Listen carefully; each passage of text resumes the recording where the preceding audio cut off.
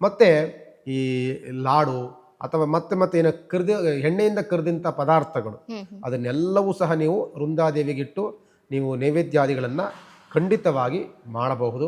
ಅನಂತರದಲ್ಲಿ ಹೆಂಗಳೆಯರಿಗೂ ಸಹ ಅದನ್ನು ಸ್ವಲ್ಪ ಭೋಜನಾದಿಗಳಿಗೆ ನೀವು ಕೊಡಬೇಕು. ಏನು ಮುತ್ತೈದೆಯರನ್ನು ಕರಿತೀವಿ ನಾವು, ಅವರೆಲ್ಲರಿಗೂ ಸಹ ಸಾಧ್ಯವಾದಂಥ ಭೋಜನ, ಅನ್ನ ಸಾರು ಪಾಯಸ ಮಾಡಿದ್ದೀವಿ, ಅಥವಾ ನಾವು ಹೋಳಿಗೆಯನ್ನು ಮಾಡಿದ್ದೀವಿ, ಅಥವಾ ಅವಲಕ್ಕಿಯಿಂದ ನಾನಾ ರೀತಿ ಪ್ರಸಾದಗಳನ್ನು ಮಾಡ್ಬೋದು. ಅವಲಕ್ಕಿಯಲ್ಲಿ ಅದನ್ನು ಮಾಡಿದ್ದೀವಿ ಅಂತ ಅಂದಾಗ ಆ ವೃಂದಾದೇವಿಗೆ ಹೆಂಗೆ ನಾವು ನೈವೇದ್ಯವನ್ನು ಮಾಡಿದ್ದೀವೋ ಅದರಲ್ಲಿ ಕೆಲವು ಭಾಗಗಳನ್ನು ಸ್ತ್ರೀಯರಿಗೆ ಕೊಡಬೇಕು. ದೇವಿ ಹೇಳ್ತಾಳೆ, ತುಳಸಿಯ ಹಬ್ಬ ದಿನದಂದು ಪ್ರತಿಯೊಂದು ಮನೆಗೂ ನಾನು ಬರ್ತೇನೆ ಅಂತ ಹೇಳ್ತಾಳೆ. ಪ್ರತಿಯೊಂದು ಮನೆಯಲ್ಲೂ ನಾನು ಆವಾಹನೆ ಆಗ್ತೀನಿ ಅಂತ ಹೇಳ್ತಿರ್ತಾಳೆ. ಯಾವ ರೀತಿಯಲ್ಲಿ ಆವಾಹನೆ ಆಗ್ತಾಳೆ ಅಂತಂದರೆ, ನಾನು ಒಬ್ಬ ಕನ್ಯೆ ಮುತ್ತೈದೆಯಾಗಿ ಬರ್ತೇನೆ, ಅಥವಾ ನಾನು ಪೂರ್ಣ ಮುತ್ತೈದೆಯಾಗಿ ನಾನು ಬರ್ತೇನೆ. ಎರಡು ರೂಪದಲ್ಲಿ ನಾನು ಬರ್ತೇನೆ.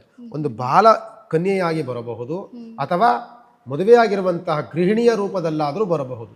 ಆದ್ದರಿಂದ ನಿಮ್ಮನ್ನು ನಾವು ನೋಡಿದಾಗ ನೀವೇ ರುಕ್ಮಿಣಿಯಾಗಿ ಬಂದಿರ್ಬೋದು, ವೃಂದಾದೇವಿಯಾಗಿ ಬಂದಿರ್ಬೋದು. ರೂಪವನ್ನು ನೋಡಿ, ಆಗಲೇ ನಾನು ಪುರಾಣದಲ್ಲಿ ಹೇಳಿದೆ, ಜಲಂಧರನ ರೂಪವನ್ನು ತಾಳದಂಥವನು ಮಹಾವಿಷ್ಣು. ಆದರೆ ನಿಮ್ಮ ರೂಪವನ್ನು, ಭಕ್ತರ ರೂಪವನ್ನು ತಾಳುವಂಥವಳು ವೃಂದಾದೇವಿ. ಆದ್ದರಿಂದ ನಿಮ್ಮ ರೂಪವನ್ನು ತಾಳು ಬರ್ಬೋದು, ನಿಮ್ಮ ಸ್ನೇಹಿತೆಯ ರೂಪದಲ್ಲಿ ಬರಬಹುದು ಅವಳು. ಅಂದರೆ ಯಾರಿಗೂ ಸಹ ಅವಮಾನಿಸದೆ ಎಲ್ಲರನ್ನೂ ಆಹ್ವಾನಿಸಿ, ಎಲ್ಲರಿಗೂ ಗೌರವವನ್ನು ಸಲ್ಲಿಸಿ, ಎಲ್ಲರಿಗೂ ಸಹ ಭಾಗಿನವನ್ನು, ನೈವೇದ್ಯಾದಿಗಳನ್ನು, ನಿಮ್ಮಿರುವಂಥ ಎಲ್ಲ ಉಪಚಾರಗಳನ್ನು ಶ್ರದ್ಧೆ ಭಕ್ತಿಯಿಂದ ಮಾಡಿ. ಯಾಕೆಂದರೆ ದೇವಿ ಯಾವ ರೀತಿಯಲ್ಲಾದರೂ ಬರ್ಬೋದು, ಅವಳ ಅನುಗ್ರಹಕ್ಕೆ ನೀವೆಲ್ಲರೂ ಸಹ ಪಾತ್ರರಾಗೋಣ ಅಂತ ಸಂದರ್ಭದಲ್ಲಿ ಹೇಳ್ಬೋದು. ಖಂಡಿತ.